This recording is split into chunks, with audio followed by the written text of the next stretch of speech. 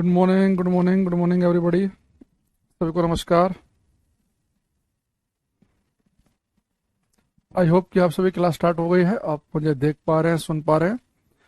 तो एक बार कमेंट करके बता देंगे कि क्या आपकी क्लास शुरू हुई है। हाँ, एक सेकंड रुकना यार। कमेंट।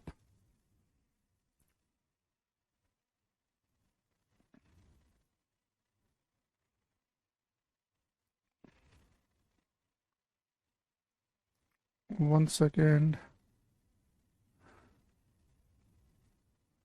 ओके।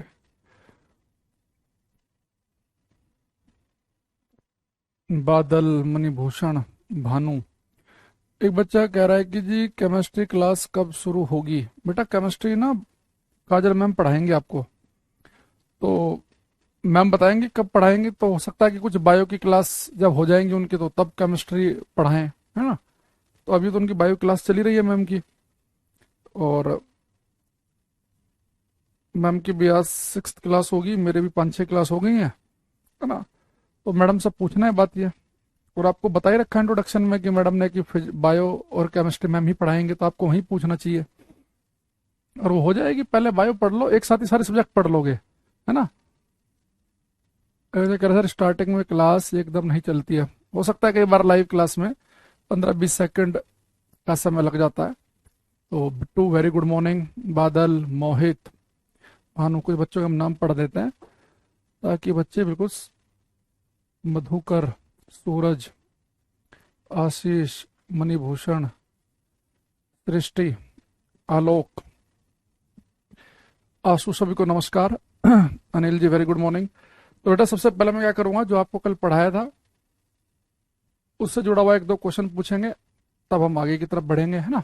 तो सबसे पहले आपके सामने क्वेश्चन है ये क्वेश्चन पढ़ो और 4-5 सेकंड का समय लेकर ध्यान से क्वेश्चन करना है।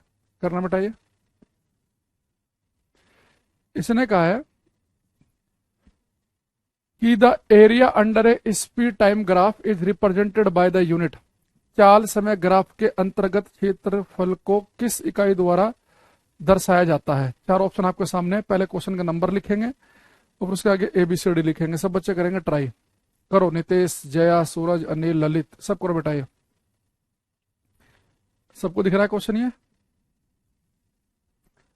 बसंता का एक आंसर आया हमारे पास में, सबसे पहले गलत है, जो कि शुरुआत की खराब होगी भाई। आज तो है बोनी खराब हो गई। बोनी समझते हो तुम? दिन का सबसे पहले जो हमने देखो, बोनी फिर खराब हो गई। जय ने भी गलत कर दिया। बीबी नायडू ने सही किया है। साजू क्वेश्चन कर रहा बेटा, ठीक है। सूरज, बिट्टू, इनका भी गलत है। पूरी क्लास में अभी तक एक बच्चे का सही है। मणिभूषण का भी गलत, मधुकर का भी गलत। दोबारा पढ़ो, जितने बच्चों का मैं नाम गलत बोल रहा हूँ ना, दोबारा पढ़ेंगे बेटा। इसने कहा है कि एरिया अंडर ए स्पीड टाइम ग्राफ। तो मुझे एक चीज बताओ, कल मैंने आपको क्या बताया था कि अगर आपके पास में स्पीड और टाइम का ग्राफ हो, तो रुकेश बिल्कुल सही बता रहे हैं। तो बेटा स्पीड और टाइम का अगर ग्राफ आपके पास है, तो स्पीड टाइम के ग्राफ के अंदर का एरिया बेटा आपको क्या देता है? एरिया अंडर ए स्पीड टाइम ग्राफ। तो स्पीड टाइम ग्राफ के अंदर का एरिया तो बेटा आपको डिस्टेंस, दूरी देता है। डिस्टेंस, दूरी। और दूरी किस में नापते हैं? मीटर में। ये ऑप्शन सही है इसका। बहुत सारे बच्चे क्या कर रहे हैं, बी पे टिक लगा रहे हैं। वो क्या कर रहे हैं, वो जैसे ही देख रहे हैं एरिया, कह रहे भाई साहब एरिया तो मीटर स्क्वायर में होता है। बेटा एरिया मीटर स्क्वायर में पता कब होता है? अगर आपकी लंबाई भी आप मीटर में नाप रहे हो, चौड़ाई भी मीटर में नाप रहे हो, तो एरिया आपका आएगा मीटर स्क्वायर में। लेकिन बेटा स्पीड टाइम का जो ग्राफ है ना, स्पीड टाइम के ग्राफ में आपका, आप चौड़ाई नाप रहे हैं स्पीड मीटर पर सेकंड में, मीटर पर सेकंड। और ये नाप रहे हैं बेटा, टाइम को नाप रहे हैं सेकंड में। जब इनकी मल्टीप्लाई करेंगे ना, मीटर पर सेकंड की सेकंड में मल्टीप्लाई करेंगे तो खाली मीटर ही बचता है। तो आप एक बात समझो ना, आप सबसे पहले समझो कि उसने पूछा क्या। उसने पूछा हमारे से कि एरिया अंडर ए स्पीड टाइम ग्राफ। तो हम सभी को पता है कि स्पीड और टाइम का जो ग्राफ है, उसके अंदर का जो क्षेत्रफल है, उसके अंदर का जो एरिया है, वो तो हमें डिस्टेंस देता है। और डिस्टेंस की यूनिट यूज की जाती है मीटर। तो स्पीड टाइम के ग्राफ के अंदर का क्षेत्रफल हमें दूरी देता है, दूरी को मीटर में नापा जाता है। इसलिए बेटा इसका ऑप्शन ए बनेगा। तो समझ रहे हो, कई बार हम क्लास में जैसे ये, अगर मैंने केवल इतना पढ़ाया होता आपको कि कि स्पीड टाइम के ग्राफ के अंदर का क्षेत्रफल डिस्टेंस दूरी देता है, एक दो न्यूमेरिकल भी कर लिए। लेकिन कई बार टीचर क्वेश्चन को थोड़ा सा हल्का सा चेंज करता है, तो जो बच्चे चीजों को ढंग से नहीं समझ पाते हैं तो कंपटीशन में और क्लास में पढ़ने में बस ये डिफरेंस रह जाता है। ठीक। अच्छा, एक क्वेश्चन जो है कल की क्लास से जुड़ा हुआ, ये करना, ये भी पेपर में आया था किसी में। ये बेटा हमारे पास में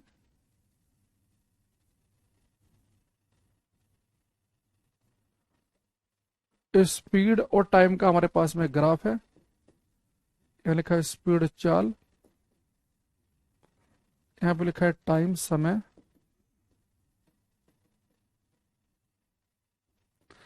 ये हमारा एक्स एक्सिस, ये वाई।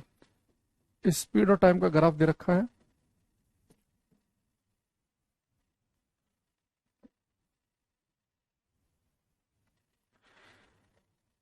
ये बेटा यहाँ पे 0 सेकेंड, ये है 10 second,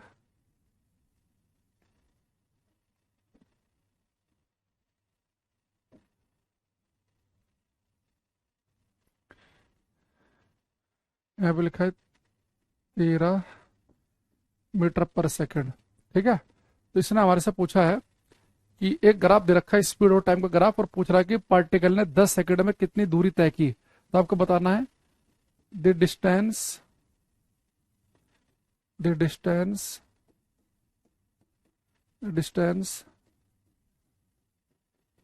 travelled the distance travelled by particle in 10 second. बेटा एक कण है, एक पार्टिकल है, उसका स्पीड और टाइम का ग्राफ आपको दे रखा है। आपको बताना है कि इसके द्वारा 10 सेकंड में चली गई दूरी कितनी है। ऑप्शन में आपको दे रहा हूं 130 मीटर, 65 मीटर, 130 मीटर है, 130 मीटर, 65 मीटर, ये बेटा आपका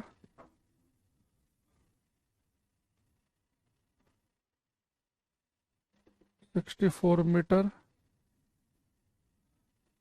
डी है 52 मीटर। एक क्वेश्चन है हमारे सामने कि आपको बताना है कि the distance travelled by particle in 10 second, 10 second में चलेगी दूरी। मोहम्मद बसंता, दोनों दोबारा करो। इस क्वेश्चन का आंसर क्या होगा? प्रदीप, मणिभूषण, सब ट्राई करेंगे। अनिल का फिर से सही आंसर आया हमारे पास में।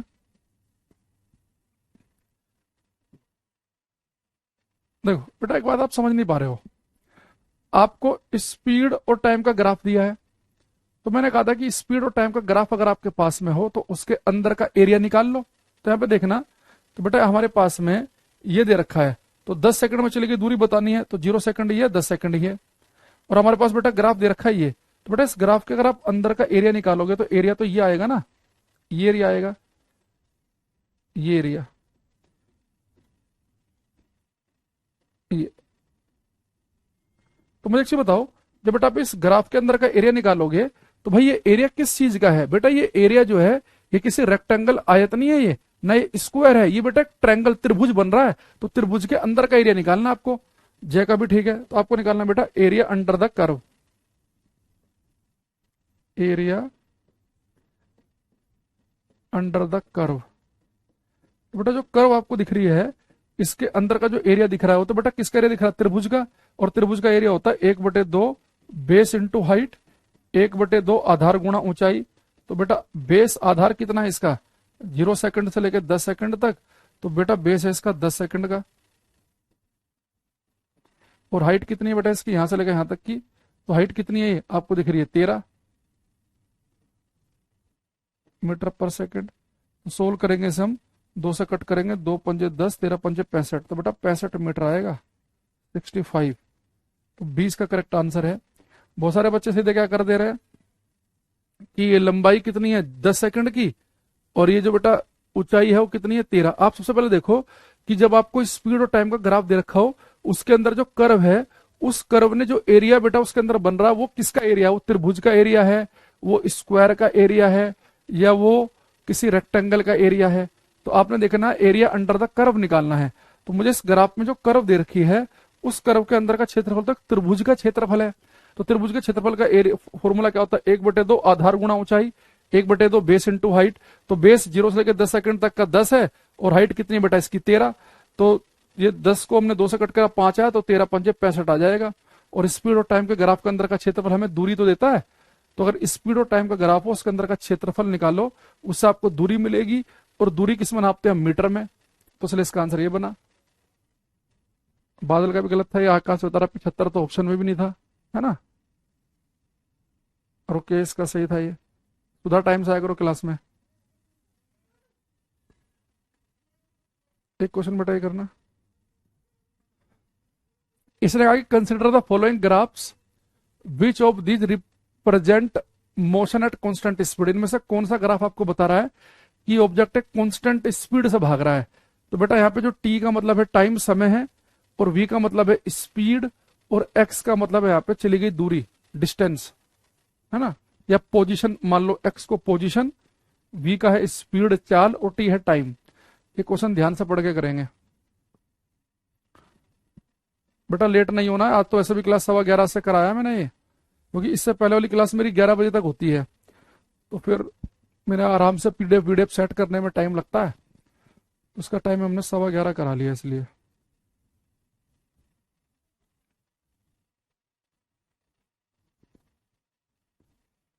करो सभी ये।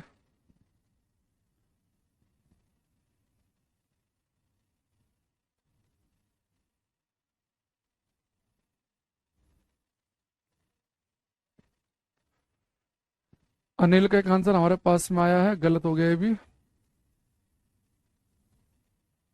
बिट्टू का भी गलत लग रहा मुझे। मुकेश अनिल, दोबारा करो बेटा ध्यान से।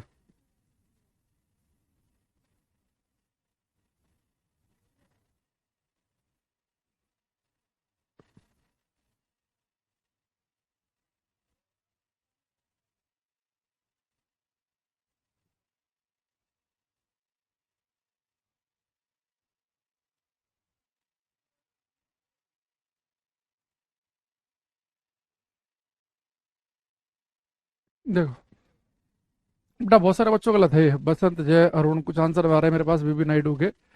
आप सबसे पहले देखो, इसने कहा कि कांस्टेंट स्पीड बताना है।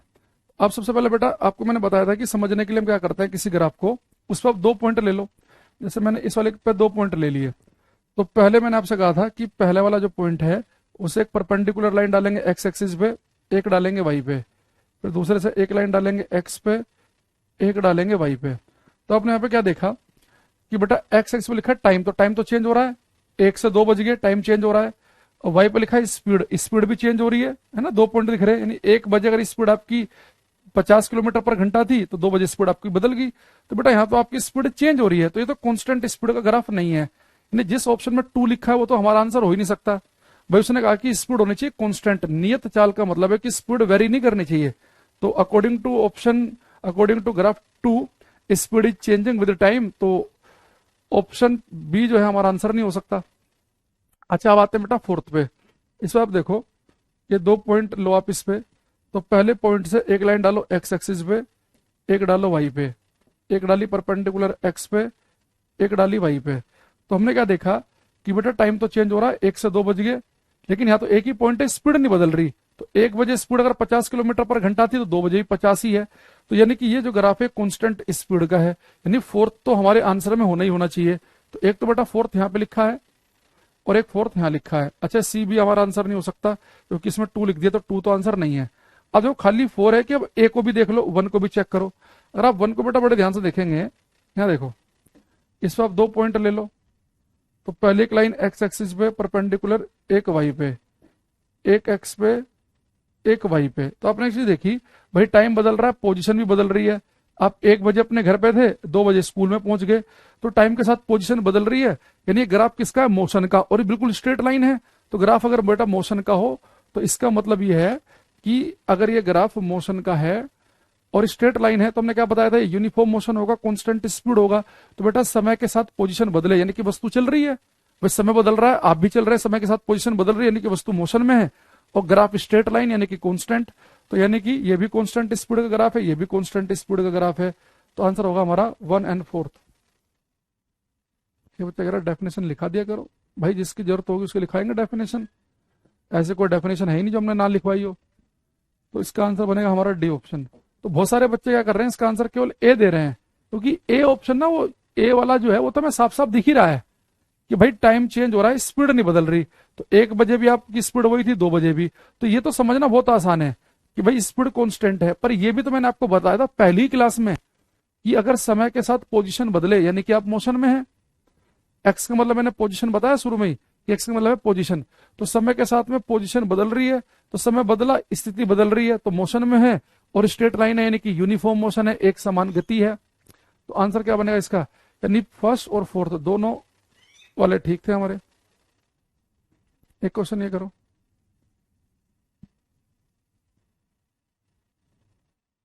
ये करेंगे।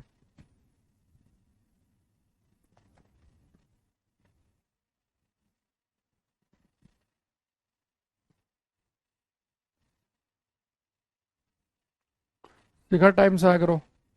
और रोहित हर क्लास क्या करो भाई, और हाथ में पेन रखा करो। ये कोई रॉकेट साइंस नहीं है, ये सारी बातें बता रखी हैं पहले ही, सबसे पहली क्लास में सबसे पहला ग्राफ बता रखा है। चलती क्लास में मुंह उठा के आओगे तो नहीं आएगा क्वेश्चन में, और उसकी कोई जिम्मेदारी भी नहीं है कि जब मन करा क्लास में चले आए।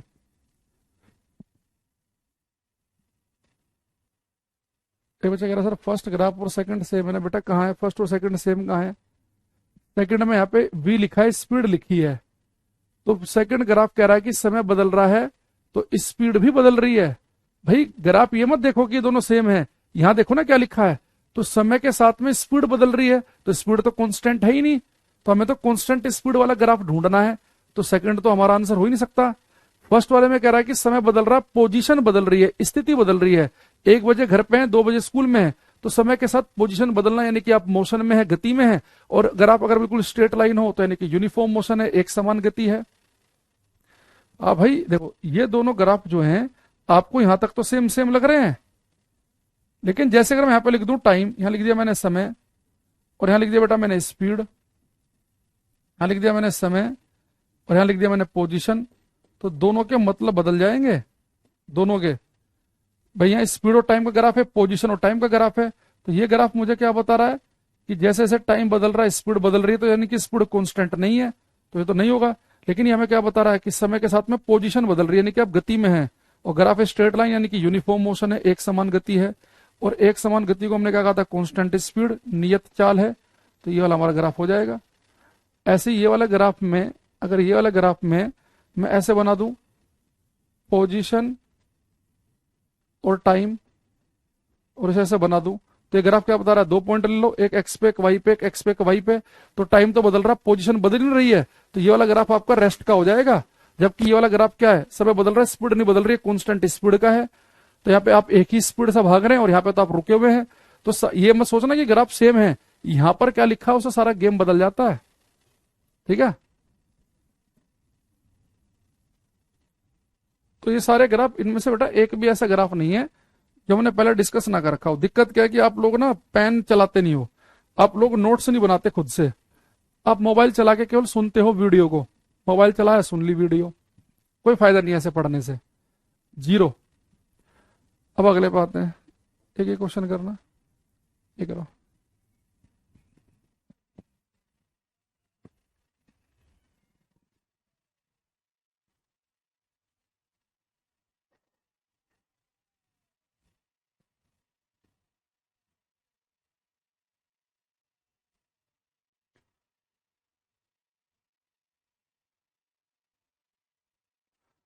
प्रजापति आ गया समझ में बेटा ये? और जय तुम दोनों को जो दिक्कत थी तुम दोनों को,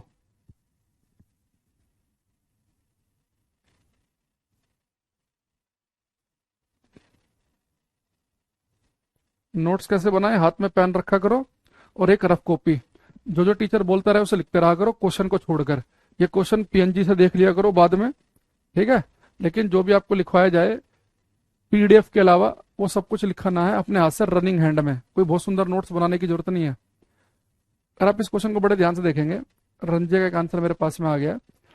इसने कहा कि 2 cars A and B race each other, 2 कारें ए और बी एक दूसरे से रेस लगाती है। बहुत बढ़िया, रेस लगाओ जी। Car A run for 2 minutes at a speed of 7.5 kilometre per hour. Car A है बेटा 2 मिनट चलती है 7.5 की स्पीड से, फिर रेस्ट करती है 56 मिनट, और अगेन कार 2 मिनट चलती है 7.5 की स्पीड से। कह रहा है कि एवरेज स्पीड बताओ कार की क्या होगी। तो बेटा पहले कार 2 मिनट चली, फिर 56 मिनट का रेस्ट लिया, फिर 2 मिनट चली। अब यहाँ पे कह रहा है कि एवरेज स्पीड बतानी है क्या होगी। तो बेटा आप सभी को मैंने बताया था कि एवरेज स्पीड का बेसिक फॉर्मूला होता है कुल दूरी बटे कुल समय, total distance upon total time.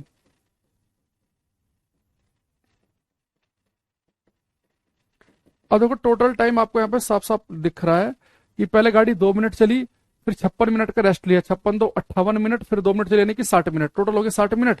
Speed kilometre पर घंटे में दे रखी है, यानी 60 मिनट का लोगे बेटा 1 घंटा, यानी कुल मिला के आपने गाड़ी चलाई 1 घंटे। अब आपको बेटा डिस्टेंस निकालनी है। तो मुझे एक चीज बताओ, ये जो कार ए है ये 2 मिनट चल रही है कितनी स्पीड से, 7.5 की स्पीड से। तो डिस्टेंस तो हमें पता ही है, डिस्टेंस होती है स्पीड इनटू टाइम। तो इसकी स्पीड कितनी है बेटा 7.5, और 2 मिनट चली है। तो 7.5 की स्पीड से 7.5 किलोमीटर पर घंटे की स्पीड चली 2 मिनट, और मिनट को घंटे में बदलने के लिए 60 से डिवाइड कर देंगे। ये तो समझ रहे होंगे आप। भाई एक चीज बताओ, ये जो टाइम दे रखा मिनट में, स्पीड दे रखी है किलोमीटर पर घंटे में, तो डिस्टेंस होती है स्पीड इनटू टाइम। तो स्पीड कितनी है 7.5 किलोमीटर पर घंटा, और टाइम दे रखा मिनट में, तो उसका भी घंटा ही बनाना पड़ेगा। फिर इसने 56 मिनट रेस्ट किया तो कोई दूरी नहीं चली, फिर ये चल रही है 7.5 की स्पीड से 2 मिनट, तो मिनट को घंटे बदलने के लिए 60 से डिवाइड कर देंगे। अब हिसाब से आप सोल्व कर लो। तो ये बेटा आप देखो 7.5 इंटू 2/60, ये बात 2 बार लिखी हुई है। 7.5 2/60, 7.5 2/60, तो 2 बार लिखी, 2 से मल्टीप्लाई कर दो, अब सोल्व कर लो। 15 चौका 60, 15 पंजे 75, 5 दूनी 10, 2 से 2 गया, 2 दूनी 4, तो 1/2 का मतलब हो गया 0.5 किलोमीटर पर आवर की एवरेज स्पीड आ गई।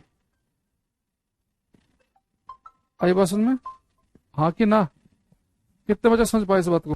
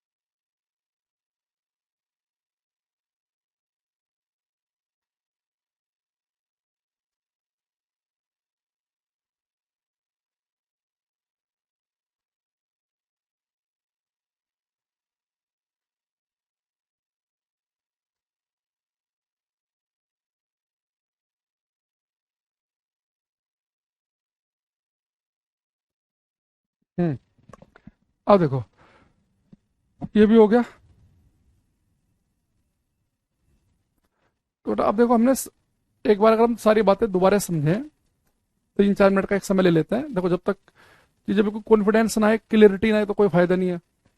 एक बार हमने पढ़ी कि भाई अगर कोई ऑब्जेक्ट भाग रहा है तो कितना तेज चल रहा है ना, वो कितना तेजी से भाग रहा है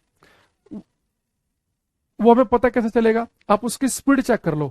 जैसे मान लो मैं आपसे कह दूं कि भाई एक ऑब्जेक्ट है, उसकी जो एवरेज स्पीड है वो है 100 किलोमीटर पर घंटा, और एक की मैं एवरेज स्पीड आपको बता दूं वो है 60 किलोमीटर पर घंटा। तो इससे आपको तुरंत 1 सेकंड में आइडिया हो गया कि भाई जो पहले वाला है ये तेज भाग रहा है, ये हर घंटे 100 किलोमीटर दूर भाग जाता है, ये हर घंटे केवल 60 किलोमीटर दूर ही जा पा रहा है। मान लो हमारे मामा घर 120 किलोमीटर दूर है, तो 120 किलोमीटर में से 2 घंटे लग जाएंगे, और इसे 1 घंटे से थोड़ा सा फालतू टाइम लगेगा। तो स्पीड हमें बताती है कि how fast an an object is moving, कोई वस्तु कितना तेज भाग रही है हमें उसकी स्पीड से पता चलता है, कि उसकी स्पीड देख लो, उससे बात बन जाएगी। फिर मैंने कहा कि जो स्पीड है वो डेली लाइफ में हम किलोमीटर पर घंटे में नापते हैं, क्योंकि डेली लाइफ में हम घंटों में ज्यादा लंबी लंबी दूरी तय करते हैं, 2 घंटे चला रहे हैं गाड़ी, 4 घंटे चला रहे हैं, 5 घंटे चला रहे हैं। लेकिन जो इसकी एसआई यूनिट है, तो हमने क्या पढ़ा था कि स्पीड जो होती है, चाल जो होती है, स्पीड इसकी एसआई यूनिट जो होती है वो क्या है बेटा, वो है मीटर पर सेकंड, मीटर पर सेकंड। तो अगर पेपर में इसकी एसआई यूनिट पूछेगा तो मीटर पर सेकंड है, पर डे लाइफ में जनरली हम किलोमीटर पर घंटे का यूज करते हैं। अगर आपको किलोमीटर पर घंटे को मीटर पर सेकंड में बदलना हो तो उसका मैंने तरीका बताया था। मान लो कि एक गाड़ी की स्पीड है 54 किलोमीटर पर घंटा, तो इसकी एवरेज अगर आपको स्पीड निकालनी है मीटर पर सेकंड में तो 5/18 से मल्टीप्लाई कर दो, 18 छत्ते 18 54, तो कितनी आ जाएगी 15 मीटर पर सेकंड। तो किलोमीटर पर घंटे को मीटर पर सेकंड में बदलना भी आपको सिखाया गया था, ठीक है। अच्छा, दूसरी चीज, अगर मान लो कई बार ऐसा हो कि आप जब न्यूमेरिकल कर रहे हैं, आपको बेटा कहीं पर लिख रखा उसने स्पीड दे रखी किलोमीटर पर घंटे में और टाइम दे रखा आपको उसने मिनट या सेकंड में, तो ये नहीं कर सकते कि एक जगह घंटा हो एक जगह मिनट हो, तो आपको सेम यूज करना पड़ेगा। तो आप उसके लिए ऑप्शन देखेंगे, जैसे यहाँ पे हमें ऑप्शन में दिख रहा था कि जो उसने स्पीड पूछी हो किलोमीटर पर घंटे में पूछी है, यानी हम क्या करेंगे, अगर मुझे मिनट दे रखा है तो उस मिनट को इसलिए मैंने घंटे में बदल लिया 60 से डिवाइड करके। ये नहीं है कि आप न्यूमेरिकल करने बैठो तो यहाँ पे 7.5 किलोमीटर पर घंटा है और ये 2 मिनट है, तो एक जगह घंटा एक जगह मिनट, ऐसे नहीं चलेगा, ठीक है। अब इसके अलावा मैंने एक चीज आपको बताई कि जो आपकी एवरेज स्पीड है वो केवल आपको ये बता रही है कि आप ऑन एन एवरेज हर घंटे 100 किलोमीटर दूर जा रहे हैं। इसका ये बिल्कुल मतलब नहीं है कि आपकी स्पीड हर समय ही 100 है। अगर किसी पर्टिकुलर टाइम पर आपका मन करे अपनी स्पीड पता करने का तो आपको गाड़ी के स्पीडोमीटर में देखना पड़ेगा। तो गाड़ी का जो स्पीडोमीटर उस समय उसकी सुई जहां पर होगी वो आपको इंस्टेंटेनियस स्पीड देता है, क्षणिक चाल देता है, हमने कल की क्लास में पढ़ा था। तो इंस्टेंटेनियस स्पीड वो स्पीड होती है जो किसी पर्टिकुलर इंस्टेंट पर पर्टिकुलर क्षण पर है। एवरेज स्पीड होती है पूरी यात्रा की। तो एवरेज स्पीड को तो हम फॉर्मूले से निकाल सकते हैं। एवरेज स्पीड क्या होती है, कुल दूरी को टोटल डिस्टेंस को टोटल टाइम से भाग कर दो तो आपके पास में एवरेज स्पीड आ जाएगी। कुल दूरी को कुल समय से भाग कर देंगे। और मैंने कहा कि इंस्टेंटेनियस स्पीड तो आप एक बहुत ही आसान तरीके से पता कर सकते हैं कि गाड़ी के स्पीडोमीटर में देख लो, अगर गाड़ी की सुई 80 पे तो इंस्टेंटेनियस स्पीड 80 है, 70 पे तो 70 पे। अच्छा, इंस्टेंटेनियस स्पीड और एवरेज स्पीड दोनों एक ही होंगी अगर गाड़ी कांस्टेंट स्पीड से भाग रही हो। तो अगर आपकी गाड़ी लगातार 60 की स्पीड से भाग रही है तो लगातार ही 60 से भाग रही है, ना स्पीड 60 से कम हुई ना 60 से ज्यादा, तो एवरेज स्पीड भी 60 ही आएगी। जब लगातार गाड़ी 60 से भाग रही है, किसी भी टाइम आप गाड़ी के स्पीडोमीटर में देखोगे स्पीड 60 ही दिखेगी। तो इंस्टेंटेनियस स्पीड और एवरेज स्पीड दोनों एक ही चीज है अगर गाड़ी एक कांस्टेंट स्पीड से भाग रही हो। फिर इसके हमने कुछ ग्राफ बनाए। फिर हमने क्या देखा कि मेरे पास स्पीड और टाइम का ग्राफ है, उसके अंदर का क्षेत्रफल निकालेंगे तो हमें दूरी मिलेगी, डिस्टेंस मिलेगी, जिसे हम मीटर में नापते हैं। अगर मेरे पास डिस्टेंस और टाइम का ग्राफ है तो उसका स्लोप देख लो। तो जो कर्व ज्यादा एंगल पर होगी, जिसका स्लोप ज्यादा होगा, यानी उसकी स्पीड ज्यादा होगी। इस तरह की बातें हमने कल की क्लास में पढ़ी है, ठीक है। बाकी ये जो क्वेश्चन था, और इसके अलावा मैंने आपको बताया था कि एवरेज स्पीड निकालने के लिए एक तो हमारे पास होता शॉर्ट ट्रिक। अगर टाइम सेम दे रखा हो कि आप पहले भी 2 घंटे चले फिर 2 घंटे चले, अगर आपको बेटा टाइम दे रखा हो सेम, तो हम क्या करते हैं एवरेज स्पीड निकालने के लिए दोनों स्पीड को जोड़ के 2 से भाग कर देंगे। अगर डिस्टेंस सेम दे रखी हो तो उसका फॉर्मूला बताया था मैंने आपको 2v1v2 upon v1 plus v2, अगर डिस्टेंस सेम दे रखी हो। बेटा देखो यहाँ पर ना तो आपको टाइम दे रखा सेम ना डिस्टेंस सेम दे रखी है। भाई टाइम सेम कहा, पहले गाड़ी 2 मिनट चलाई फिर 56 मिनट और फिर 2 मिनट, तो टाइम तो सेम नहीं है, ना डिस्टेंस सेम दे रखी है। तो फिर हमें बेसिक फॉर्मूला लगाना पड़ेगा कुल दूरी बटे कुल समय। तो इनमें से एक चीज तो आपको समय तो दिख रहा है 2 56 8 58 और 2 60 मिनट, यानी कि 1 घंटा, तो टाइम तो साफ साफ दिख गया। अब मुझे निकालनी है दूरी। तो दूरी कैसे निकलती है, स्पीड इंटू टाइम से। तो पहले स्पीड कितनी है 7.5 किलोमीटर पर घंटे की, 2 मिनट, तो मिनट को घंटे में बदलने के लिए 60 से भाग कर दिया। फिर 56 मिनट रेस्ट किया तो उसमें तो कोई दूरी चलोगी ही नहीं, आप रेस्ट का मतलब है कि स्पीड 0। फिर आप फिर से 7.5 किलोमीटर पर घंटा चले 2 मिनट, तो मिनट का घंटा बनाने के लिए फिर 60 से भाग कर दिया। अभी से आपने सोल्व किया तो 0.5 आ गया आपका। बिट्टू अनिल अब आया भाई, समझ में आ गया या अब भी नहीं आया? अब भी नहीं आएगा तो बड़ी दिक्कत हो जाएगी भाई। अब मत बोलना कि नहीं आया सर, ऐसे बोल दो कि आ गया। अरे पेन रखा करो हाथ में और रफ कॉपी लिखा करो, साथ साथ देखा करो क्या है चल रहा है। ये नहीं कि खाट पे लेट के टांग पे टांग रख के बस सुन रहे हैं, ऐसे कुछ नहीं आएगा समझ में, ठीक है। चलो अब बेटा हम आगे चलते हैं। अब एक शब्द हम पढ़ेंगे क्लास में, वेलोसिटी, वेग।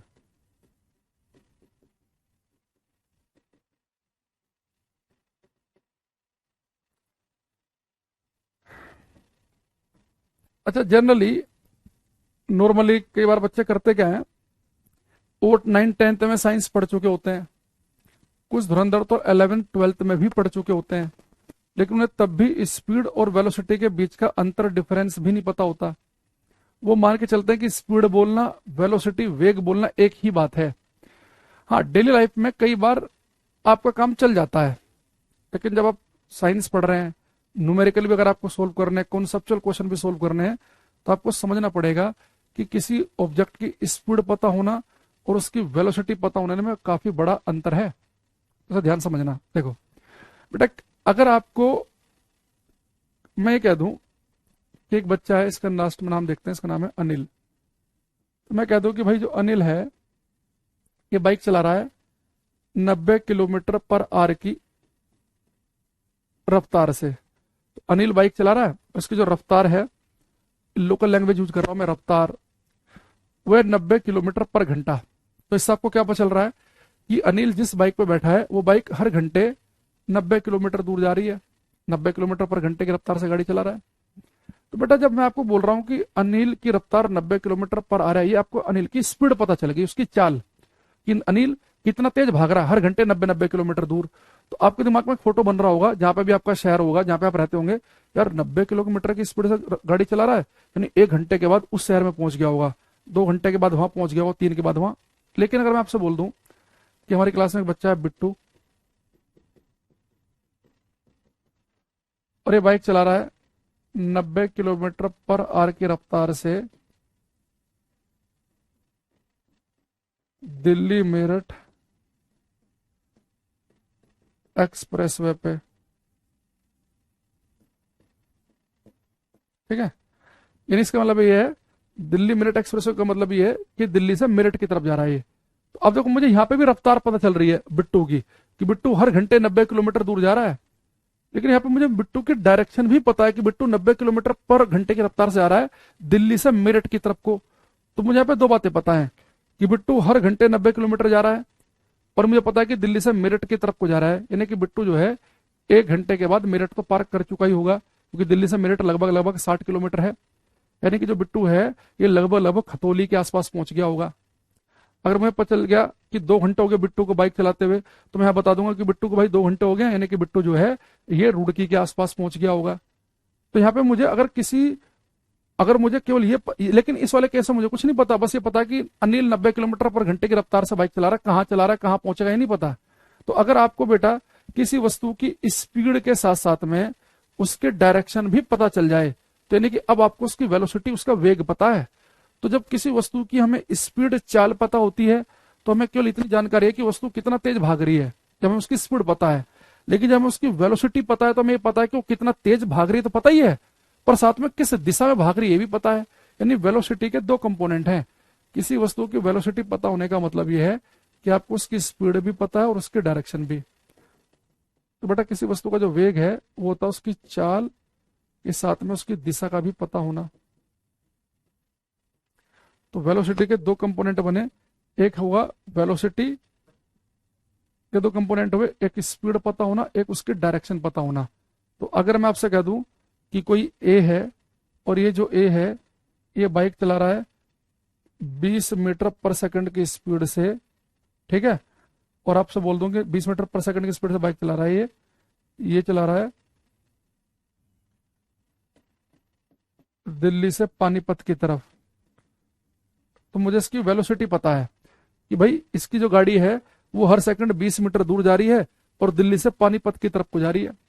तो अगर किसी वस्तु का वेग पता है, तो आपको उसकी स्पीड तो पता ही है, साथ में उसकी डायरेक्शन भी पता है। अब यहां से मैं एक क्वेश्चन आपसे पूछूंगा, इसे थोड़ा सा ध्यान से बताएंगे, सोच कर सभी। क्वेश्चन बेटा मेरा आपसे ये है कि अगर कोई ऑब्जेक्ट, कोई वस्तु अगर एक कांस्टेंट स्पीड से चल रही है, एक वस्तु की स्पीड कांस्टेंट है, मान लो कि 60 किलोमीटर पर घंटा, अगर किसी वस्तु की स्पीड कांस्टेंट है, उसकी चाल नियत है, उसकी स्पीड नहीं बदल रही, अगर स्पीड कांस्टेंट है उस वस्तु की, तो क्या उसकी वेलोसिटी, उसका वेग भी कांस्टेंट होगा या नहीं होगा, ये आपको बताना है। अगर वस्तु की स्पीड कांस्टेंट है तो उसकी वेलोसिटी कांस्टेंट होगी कि नहीं, ये बताओ। गौरव करो बेटा ये। अगर किसी वस्तु की स्पीड कांस्टेंट है तो उसकी वेलोसिटी कांस्टेंट होगी या नहीं।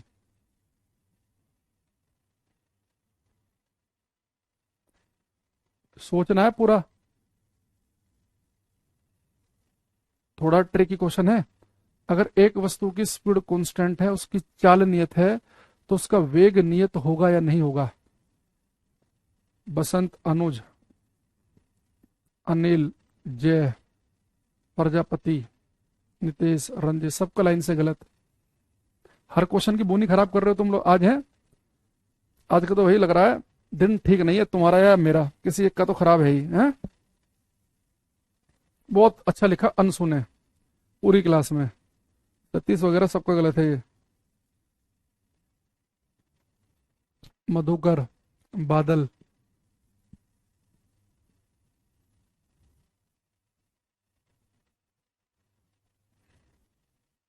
एक बच्चा कह रहा सर आपको मैन ऑफ द मैच का। अच्छा, मैंने एक टेलीग्राम पे जुड़े हैं सही बच्चे मेरे, टेलीग्राम पे मैंने फोटो डाला था ना अभी। अभी एक टूर्नामेंट में खेल रहे हैं, उसमें पहला 2 मैच हो गए हैं, हमारी टीम अभी टेबल पे टॉप पे चल रही है, 2 में से 2 मैच जीते हम। बाकी हमारे ग्रुप में बाकी टीमें 2 में से 1 मैच जीती है, कोई 2 नहीं जीती। तो सेकंड मैच में मैं खेला था, पहले में मैं था नहीं अवेलेबल, दूसरा हम गए, बढ़िया खेल रही थी टीम, 4 विकेट हमने ले लिए 3 ओवर के अंदर ही। मैन ऑफ द मैच का अवार्ड मिला एक शील्ड, एक बेस्ट बॉलर की, तो उसकी फोटो थी वो। खैर अब यहाँ पे आओ, जितने बच्चे कह रहे हैं कि सर अगर स्पीड कांस्टेंट है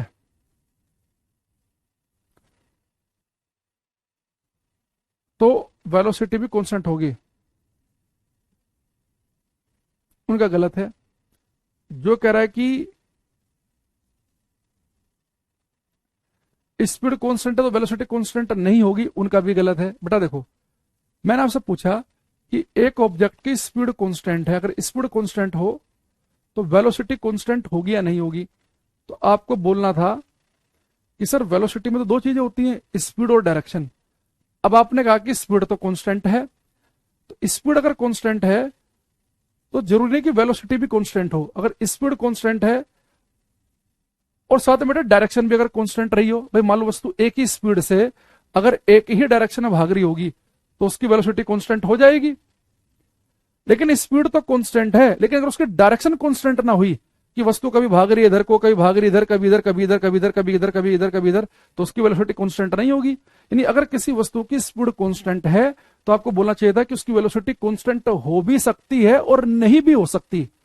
भाई स्पीड तो कांस्टेंट है, लगातार वस्तु एक ही स्पीड से भाग रही है।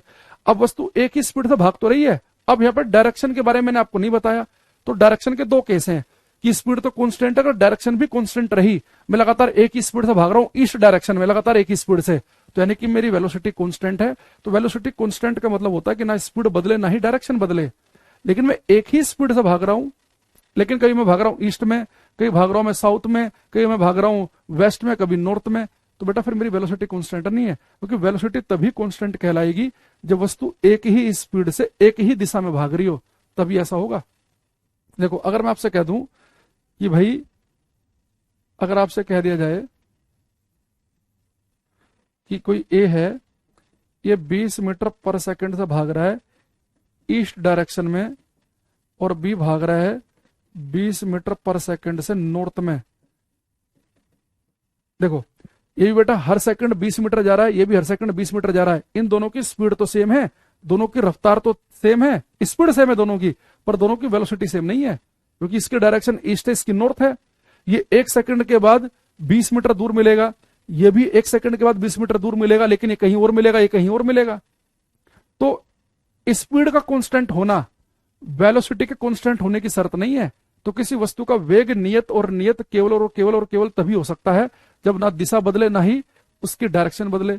स्पीड कांस्टेंट है तो आप बोलेंगे वेलोसिटी कांस्टेंट साहब हो भी सकती है, नहीं भी हो सकती, क्योंकि डायरेक्शन का हमें पता नहीं है। अगर डायरेक्शन नहीं बदल रही होगी तो वेलोसिटी कांस्टेंट है, अगर डायरेक्शन बदल रही होगी तो नहीं है। यहाँ पे लिखेंगे हम, पहले इंग्लिश में लिखो फिर हिंदी में लिखेंगे। इफ स्पीड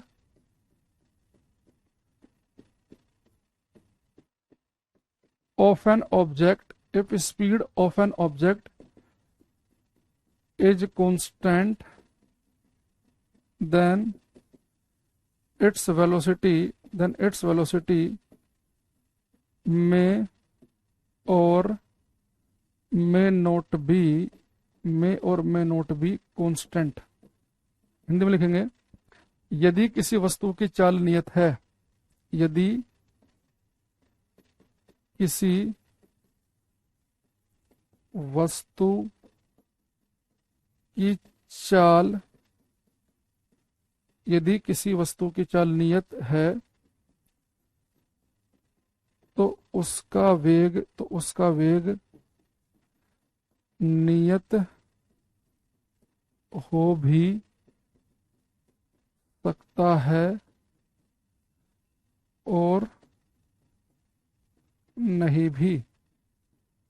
तो उसका वेग नियत हो भी सकता है और नहीं भी। तो अगर बेटा स्पीड कांस्टेंट है तो वेलोसिटी कांस्टेंट हो भी सकते और नहीं भी। सारा गेम इस बात पर डिपेंड करेगा कि डायरेक्शन सेम है कि बदल रही है। ठीक है, जैसे मैंने कहा कि ये ए और बी का अगर आप केस देखें तो इन दोनों की बेटा स्पीड तो सेम है, स्पीड सेम है इनकी, लेकिन डायरेक्शन बदलने की वजह से इनकी वेलोसिटी कांस्टेंट नहीं है। स्पीड कांस्टेंट, वेलोसिटी कांस्टेंट नहीं है। अच्छा, अगर दूसरा मैं आपसे बोल दूं ये कोई बेटा एक्स है, ये 10 मीटर पर सेकंड से भाग रहा है नॉर्थ में और वाई भाग रहा है 20 मीटर पर सेकंड से नॉर्थ में। तो बताओ इनकी वेलोसिटी, इनका वेग कांस्टेंट है कि नहीं है? मतलब दोनों की वेलोसिटी सेम है कि नहीं है? एक्स की वेलोसिटी है 10 मीटर पर सेकंड नॉर्थ में, वाई की वेलोसिटी है 20 मीटर पर सेकंड नॉर्थ में। दोनों का वेग समान है कि नहीं है? प्रजापति एक बार कमेंट करो भाई, बार बार नहीं करो।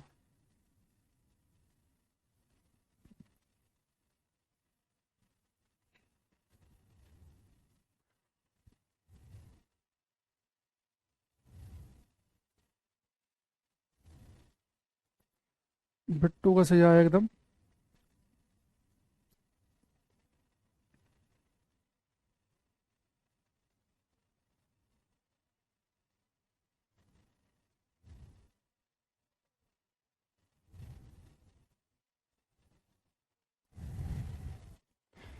देखो बेटा, अगर आप देखेंगे यहाँ पे जो एक्स और वाई है, बिल्कुल सही सही आंसर आ रहा है आप सभी के। एक्स और वाई ये दोनों बेटा सेम डायरेक्शन भाग रहे हैं, नॉर्थ में भाग रहे हैं, लेकिन एक की स्पीड है 10, एक की है कितनी 20। तो आप कहेंगे सर ना तो इनकी स्पीड सेम ही, इनकी तो स्पीड भी सेम नहीं है भाई। ये हर सेकंड 10 मीटर भाग रहा है, 20 मीटर भाग रहा है, इनकी स्पीड ही सेम नहीं है। अगर स्पीड सेम नहीं है तो वेलोसिटी भी सेम नहीं होगी भाई। वेलोसिटी सेम कब मानी जाएगी? जब दोनों की ना तो स्पीड बदले ना ही डायरेक्शन बदले। तो चलो यहाँ पे डायरेक्शन तो सेम है भाई, ये भी 10 मीटर पर सेकंड से नॉर्थ में भाग रहा है, 20 मीटर पर सेकंड से नॉर्थ में भाग रहा है। दोनों भाग तो नॉर्थ में रहे हैं पर अलग अलग स्पीड से भाग रहे हैं। तो ना तो इनकी स्पीड सेम है ना इनकी वेलोसिटी सेम है।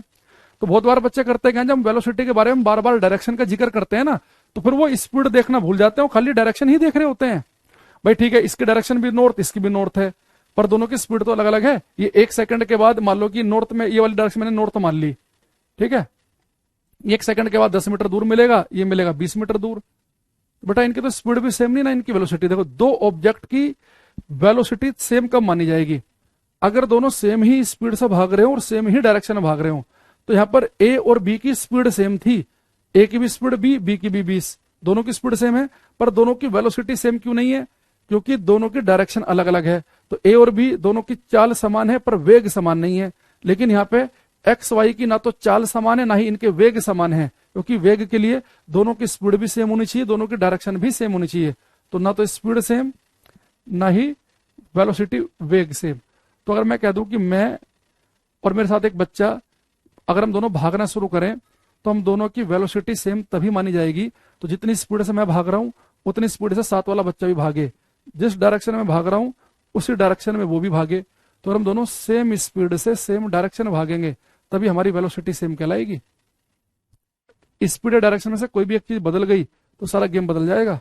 ठीक है, अब मैं आप एक आध क्वेश्चन पूछते हैं आपसे।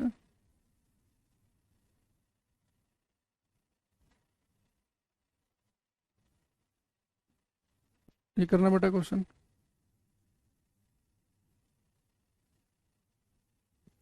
The distance time graph of of an object moving in a fixed direction is shown in figure. एक निश्चित दिशा में गतिमान वस्तु का दूरी समय ग्राफ चित्र में दिखाया गया है। तो यहां से लिख रहा है कि जो ऑब्जेक्ट है वो रेस्ट पे है, कांस्टेंट वेलोसिटी से मूव कर रहा है, वेरिएबल वेलोसिटी से मूव कर रहा है ना। ये एक्सेलरेशन वाला भी छोड़ देना क्योंकि एक्सेलरेशन मैंने आपको पढ़ाया नहीं है। तो ए बी सी में से कोई सा एक आंसर है, ये करो।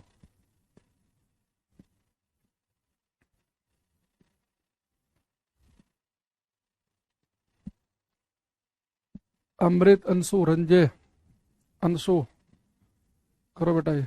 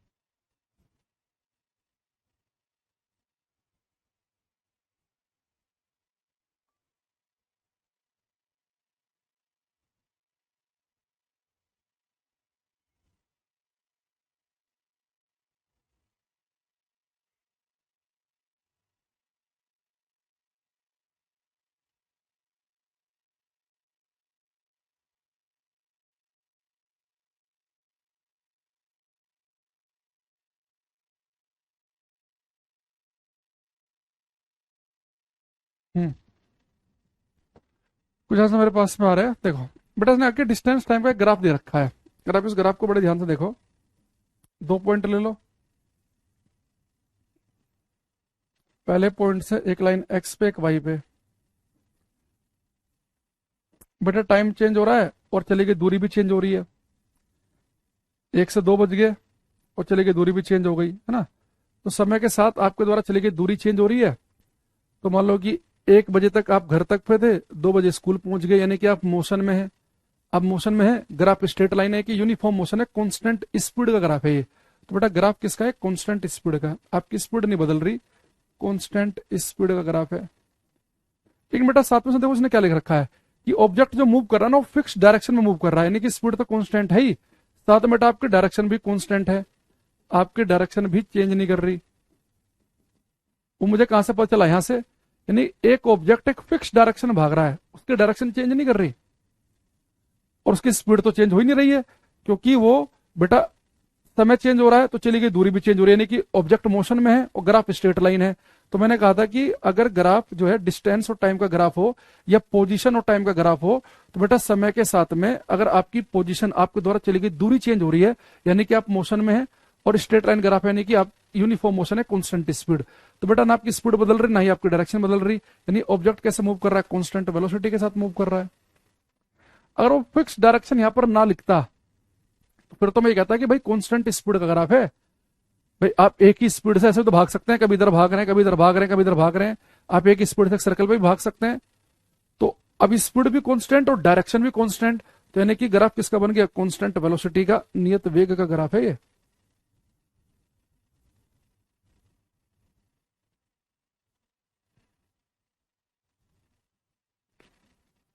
हम्म,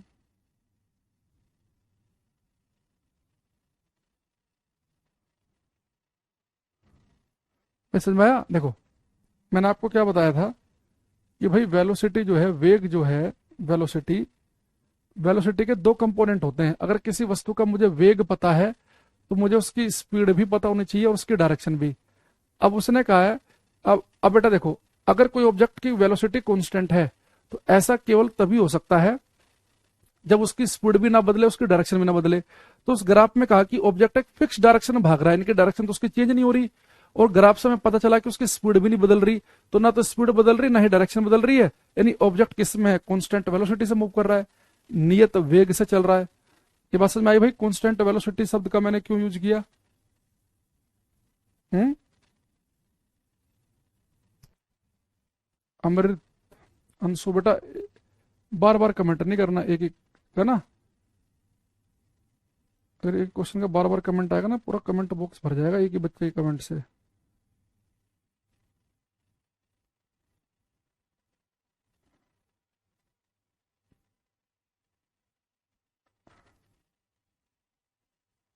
ठीक, आगे बढ़े। हम्म,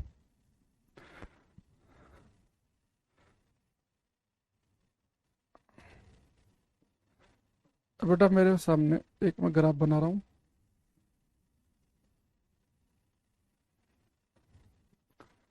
यहाँ पे लिखा मैंने एक्स, यहाँ पे लिखा मैंने वाई, यहाँ लिखा मैंने वेलोसिटी, वेग, यहाँ लिखा मैंने टाइम, समय।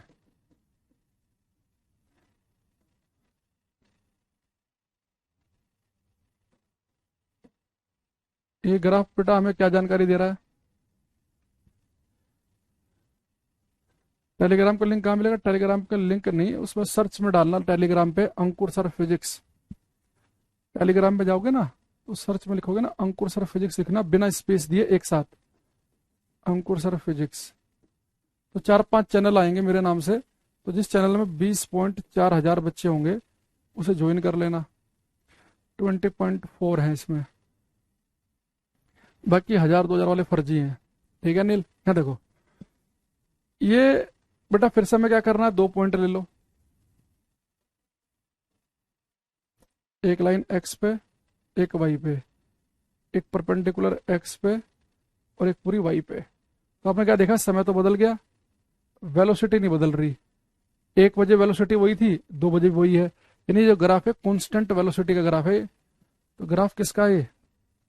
कांस्टेंट वेलोसिटी, नियत वेग का, नियत वेग का है।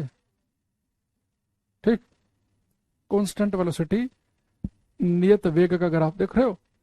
सेम यही ग्राफ जब मैंने यहां पे लिखा था बेटा पोजीशन, यहां लिखा था टाइम, तो यही ग्राफ रेस्ट का था, विराम अवस्था का। क्यों? समय तो बदल रहा था लेकिन आपकी पोजीशन नहीं बदल रही थी। यही ग्राफ किसका था? विराम अवस्था का। जब मैंने यहाँ पे लिखा स्पीड, यहाँ पे लिखा था मैंने टाइम, तो ये ग्राफ कांस्टेंट स्पीड का बन गया था कि समय तो बदल रहा है लेकिन स्पीड नहीं बदल रही, तो कांस्टेंट स्पीड का बन गया था। अब यही ग्राफ समय तो बदल रहा है, वेलोसिटी नहीं बदल रही, तो कांस्टेंट वेलोसिटी का बन गया है। तो सेम ग्राफ वही लाइन खींची है बार बार, बस यहाँ पर क्या लिखा, यहाँ पे क्या लिखा, उससे सारे के सारे मतलब बदल जाते हैं। तो समय के साथ स्पीड नहीं बदल रही तो कांस्टेंट स्पीड, समय के साथ में वेलोसिटी नहीं बदल रही तो कांस्टेंट वेलोसिटी। अच्छा वेलोसिटी कांस्टेंट है तो इसका मतलब 100% हमें पता चल गया कि वेलोसिटी कांस्टेंट है, यानी कि ना तो स्पीड बदल रही होगी ना ही डायरेक्शन बदल रही होगी, वस्तु एक ही स्पीड से एक ही डायरेक्शन में भाग रही होगी, है ना। इसके अलावा एक बात और देखेंगे, यहाँ पे भी हम लेटर लिखेंगे हम। अब एवरेज वेलोसिटी, इसका फॉर्मूला लिखेंगे, औसत वेग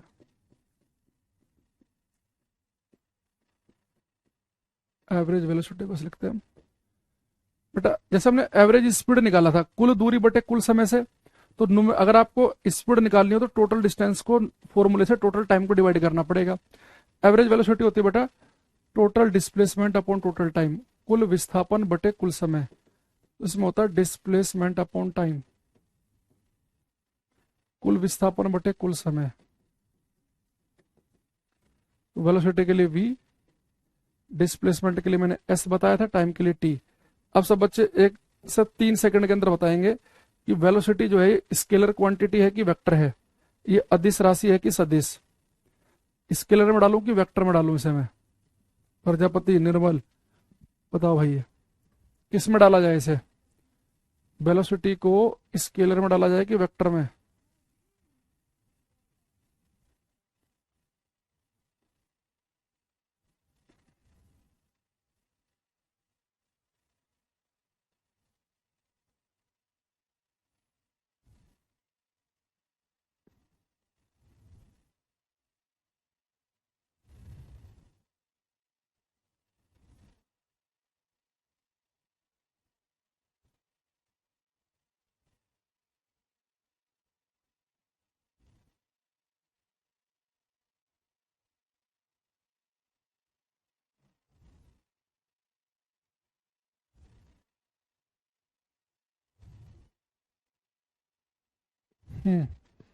जय बसंता रंजय प्रजापति, समझ गए?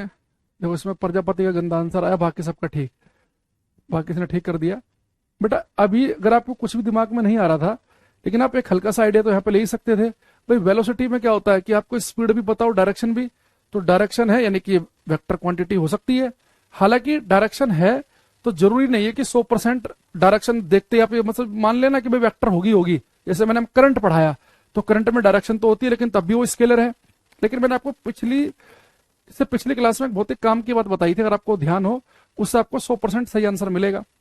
मैंने कहा था बेटा किसी फॉर्मूले में फिजिक्स में अगर एक चीज लिखी हो ऊपर, एक लिखी हो नीचे, या दोनों की दोनों मल्टीप्लाई में हो,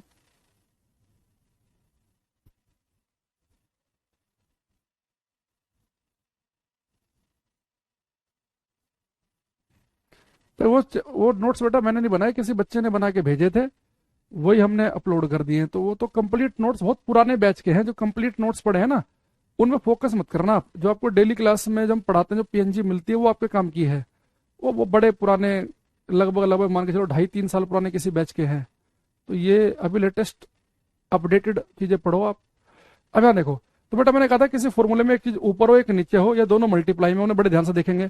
बेटा डिस्प्लेसमेंट लिखा है, विस्थापन, डिस्प्लेसमेंट मैंने आपको पढ़ाया था वेक्टर क्वांटिटी है, इसके ऊपर हम तीर का निशान बना देंगे। टाइम आपको बताया था कि स्केलर अदिश राशि है। तो क्या बोला था मैंने, किसी फॉर्मूले में दोनों अगर स्केलर क्वांटिटी हो अदिश राशि जिसका फॉर्मूला वो स्केलर, दो में से अगर एक वेक्टर जिसका फॉर्मूला वो वेक्टर बन जाएगा। तो बेटा वेलोसिटी जो है ना हमारी, ये वेक्टर क्वांटिटी है, ये सदिश राशि है ये, तो एक तो वेक्टर क्वांटिटी है।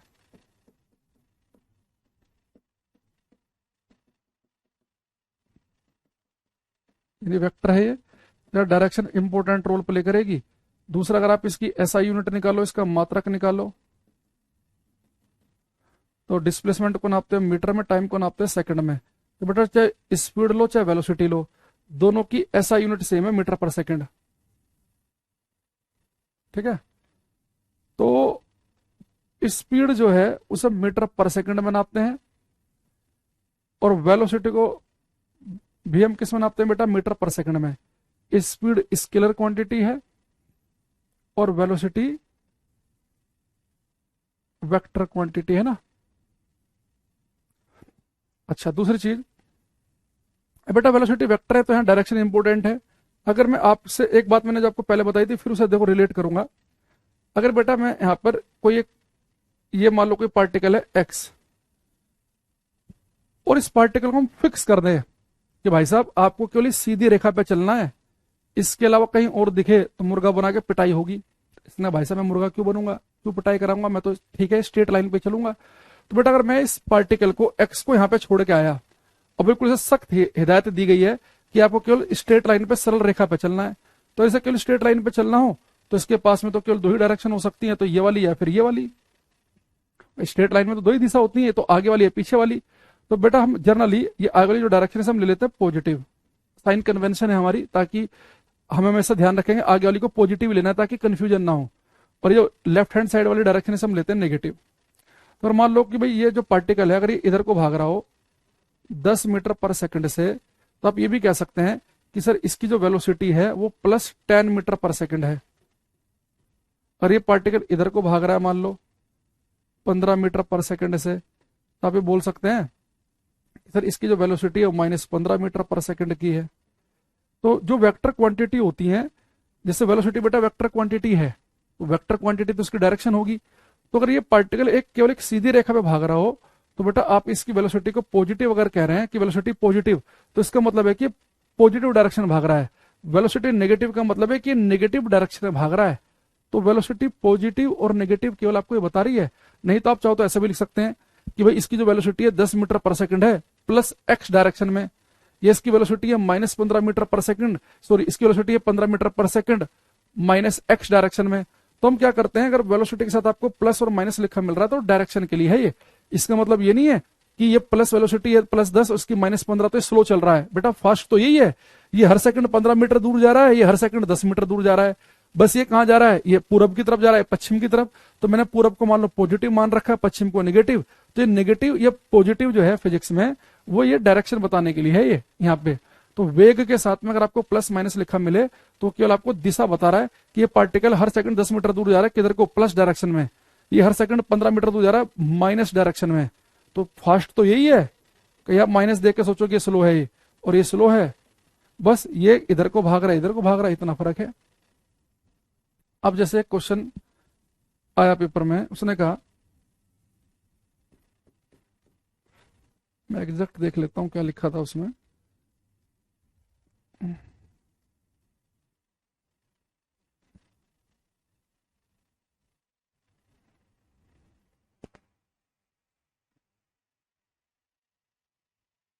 हम्म,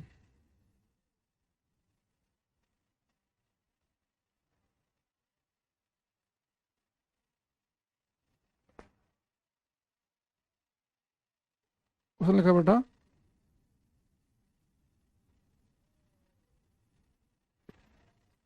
ए physical quantity, a physical quantity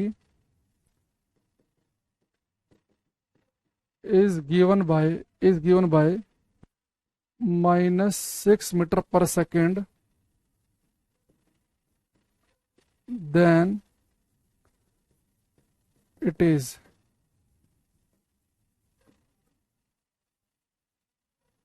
लिखा है पोजीशन, बी लिखा है डिस्टेंस दूरी, सी लिखा है स्पीड, डी लिखा है वेलोसिटी। इसने बेटा कि यदि एक भौतिक राशि -6 मीटर पर सेकंड हो तो भौतिक राशि क्या होगी। कह रहा है यदि एक भौतिक राशि -6 मीटर पर सेकंड है, यदि एक भौतिक राशि -6 मीटर पर सेकंड है तो वह होगी। बट अगर एक भौतिक राशि -6 मीटर पर सेकंड है तो क्या है, तो लिख रखा कि पोजीशन, स्थिति, दूरी, चाल, वेग। तो आप क्या बताएंगे। अगर किसी फिजिकल क्वांटिटी को -6 मीटर पर सेकंड से रिप्रेजेंट किया गया है तो क्या होगी। जय रंजय निर्मल, बहुत बढ़िया आंसर आया।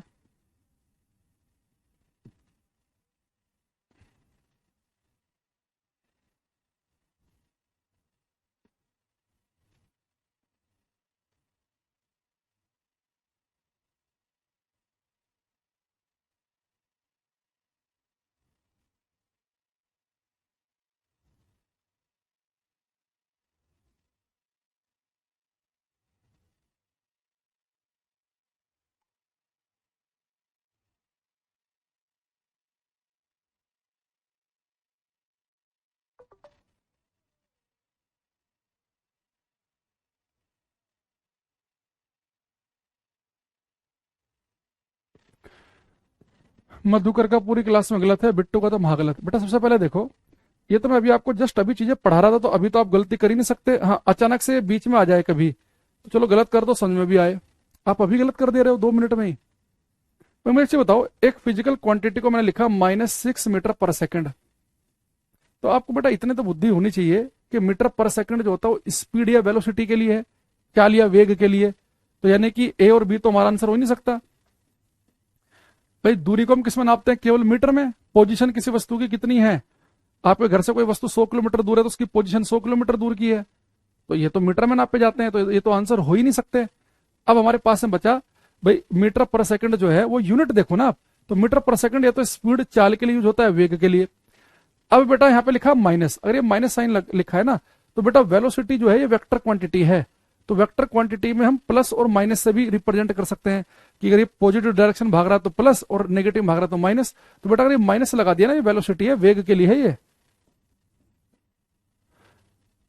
भाई अगर एक ऑब्जेक्ट की वेलोसिटी आपने -6 मीटर पर सेकंड बताई, तो इसका मतलब क्या है कि वो ऑब्जेक्ट हर सेकंड 6 मीटर दूर भागेगा और नेगेटिव डायरेक्शन में। तो डायरेक्शन तो वेलोसिटी के साथ है, स्पीड तो स्केलर अदिश राशि है, वहां तो डायरेक्शन होती नहीं है। ए क्यों बता रहे हो तुम लोग कि ये तो ए या डी।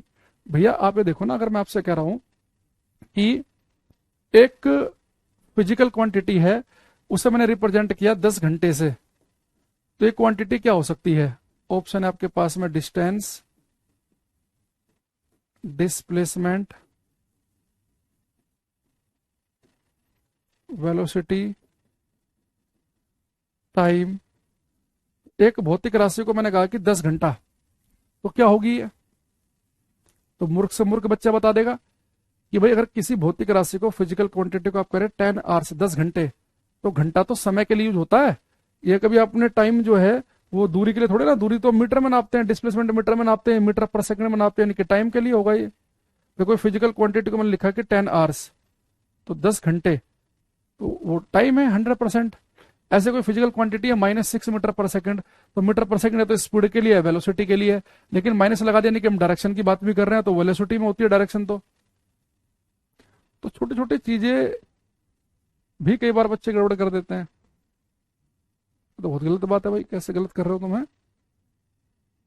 इसका तो बहुत तगड़ा दंड मिलना चाहिए तुम्हें। चलो एक क्वेश्चन ये करो। एक बटा सर्कल है ये, इस सर्कल के रेडियस है 21 मीटर। यहां से एक ऑब्जेक्ट ने चलना शुरू किया।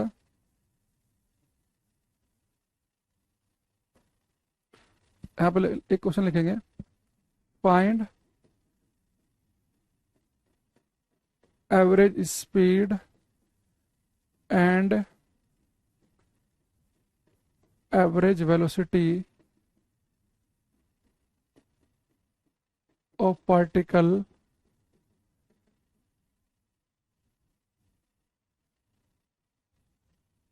find average speed and average velocity of particle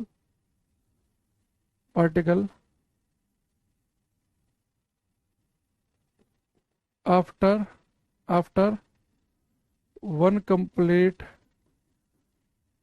round. Find average speed and average velocity of particle after one complete round. तो बेटा वन कंप्लीट राउंड के बाद में आपको इसकी एवरेज स्पीड और एवरेज वेलोसिटी बतानी है। और टाइम टेकन जो है वन राउंड का वो है टाइम टेकन, एक राउंड पूरा होने में टाइम लग रहा है। Time taken in one complete round जो है वो है 10 सेकंड। तो बेटा एक पार्टिकल जो है 21 मीटर त्रिज्या के एक वृत्त पर घूम रहा है, तो आपको औसत चाल औसत वेग बताना है एक पूर्ण चक्कर के बाद। तो एक पूर्ण चक्कर जहां से आपने लगाना शुरू किया, मान लो कोई पार्टिकल है ओ, तो इसने एक पूरा चक्कर लगाया, तो एक पूर्ण चक्कर के बाद में आपको इसकी एवरेज स्पीड और एवरेज वेलोसिटी बतानी है।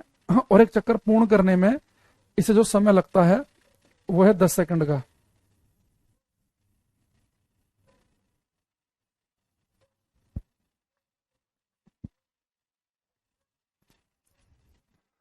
अनिल का एक आंसर आया सबसे पहले हमारे पास।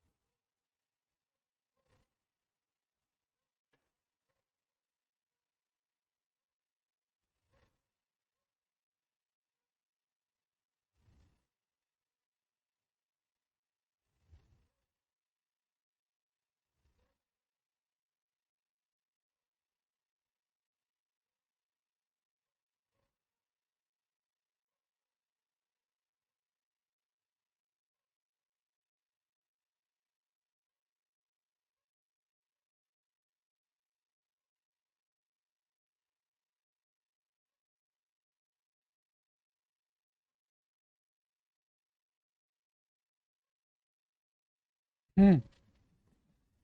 अरुण आकाश कुछ आंसर आ रहे हैं, देखो बेटा जब आप एवरेज स्पीड निकाल रहे हैं तो एवरेज स्पीड क्या होती है? कुल दूरी बटे कुल समय। तो एक कंप्लीट राउंड में कितनी दूरी चलेंगे आप? 2 पाई आर के बराबर, नीचे लिखा है समय। तो पाई की वैल्यू कितनी है? 22/7। आर कितना? 21। टाइम कितना लगा? 10। 7 14 7 21 तो 3 दूनी 6, तो 22 गुणा 6 बटे 10, तो 6 दूनी 12, आंसर 12 13 बटे 10, यानी कि एवरेज स्पीड तो सबकी ठीक है, 13.2 मीटर पर सेकंड की एवरेज स्पीड आ गई। अच्छा एवरेज वेलोसिटी बेटा क्या होती है? Displacement upon time. एक कंप्लीट राउंड में टोटल डिस्प्लेसमेंट कितना होगा? 0। तो एवरेज वेलोसिटी उसकी बेटा 0 है। एवरेज स्पीड कितनी? 13 मीटर पर सेकंड। और एवरेज वेलोसिटी औसत वेग कितना? 0। तो 26.4 जिसका है उसका गलत है, 1320 जिसका आया उसका गलत है। ठीक है, तो आज के लिए हम इतना ही रखते हैं, बाकी कल की क्लास में थोड़ा सा और बता के हम करेंगे एक्सेलरेशन त्वरण। तो जब एक्सेलरेशन भी हो जाएगा राजपाल, हमने इंट्रोडक्शन क्लास में बता रखा है सिलेबस कब तक पूरा होगा, तो ये फालतू बीच में कमेंटबाजी नहीं करनी, टाइम खराब करने वाली। तो एक बार एक्सेलरेशन भी हम पढ़ लेंगे, फिर हम आएंगे इक्वेशन ऑफ मोशन, गति के समीकरण पे, तो वहां से हम बढ़िया बढ़िया न्यूमेरिकल करने के लायक हो जाएंगे फिर। ठीक है, तो मिलते हैं कल। Bye, thank you everybody.